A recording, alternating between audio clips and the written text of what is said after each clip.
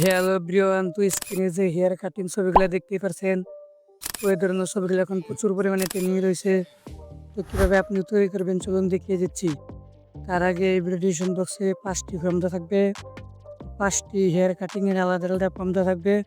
তো ফর্মগুলো কপি করে নেবেন। তো আমার চ্যানেল নতুন হয়ে থাকলে চ্যানেলটি সাবস্ক্রাইব করে দেবেন। তো আমার ভিডিওতে এখানে একটি লাইক দিয়ে দিন। তো চলেন ভিডিওটা শুরু করা যাক।